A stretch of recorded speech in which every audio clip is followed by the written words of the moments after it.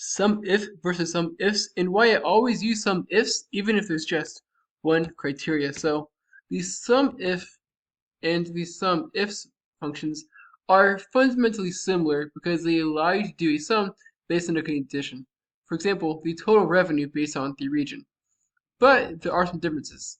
So the SUMIF function, for example, has the arguments of range, criteria, and then sum range. But the SUMIFS function is structured a bit differently, which has the arguments, as you can see, of sum range, criteria range 1, and each criteria is a set of criteria range length of the criteria. So the SUMIF function only allows for one criteria, such as the region. But the SUMIFS function allows for multiple criteria, whether it be the region, the sales rep, and the product, for example, as 3 different criteria. Now, I always use the SUMIFS function because it makes it to where if I need to add an additional criteria, such as the region, and then the sales rep, for example, it's much easier to add the new criteria. So to kind of demonstrate what I mean by this, do the sum of revenue based on just region to equal SUMIF, and the first argument is the range where the criteria is located. The next argument is the criteria, which is the region. The last argument is the sum range.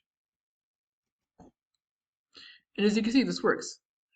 And currency formatting will make it look a bit nicer, but as you can see, it works.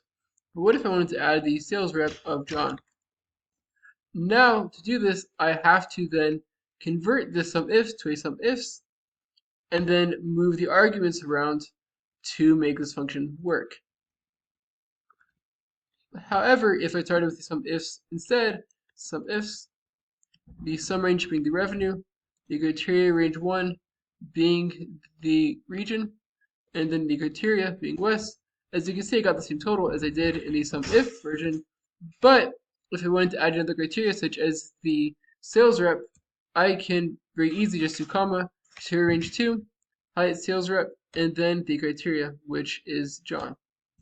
And that said, I always use the plural version, even if I only have one criteria, because if I need to go back and add additional criteria, it is much, much, much easier. I hope you found this to be helpful. And note, this is applicable with every plural function, which is average ifs, min ifs, max ifs, and so on and so forth. That said, I hope you found this to be helpful. If you did, like, subscribe, comment. Thank you for watching. Have a great day.